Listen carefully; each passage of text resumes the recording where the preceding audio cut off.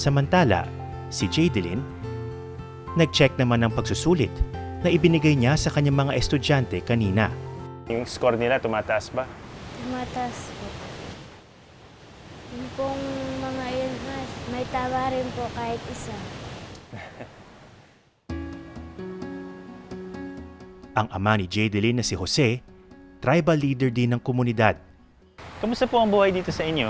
Dito po ay talaga pong kami may nakakaranas kami ng talagang ika nga sabi ng mga katutubay, kagat bagang.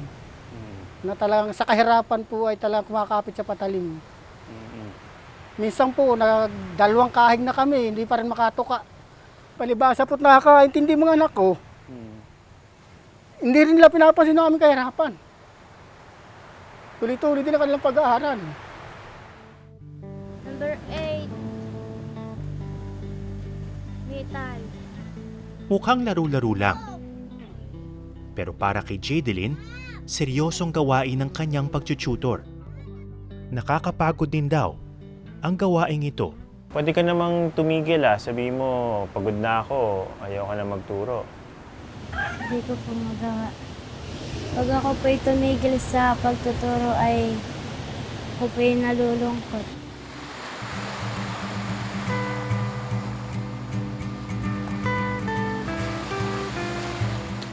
Pagsapit ng Lunes, naghanda na ang mga batang pumasok sa kanilang formal na eskwelahan.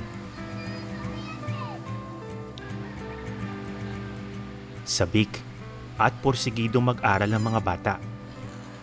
Pero hindi lang determinasyon at sakripisyo ang kailangan para umangat ang kalidad ng edukasyon sa bansa. Sa pinakahuling datos ng Program for International Students Assessment o PISA, sa 81 bansa na sinuri, pang-anim sa pinakahuli ang Pilipinas pagdating sa math at reading. At pangatlo naman sa pinakahuli pagdating sa science. Nayayamot. Samantala, sa pag-aaral ng World Bank, tinatayang 9 sa bawat 10 kabataang Pilipinong edad 10 ang hirap magbasa at umintindi ng babasahing angkop sa edad nila. Learning poverty ang tawag dito.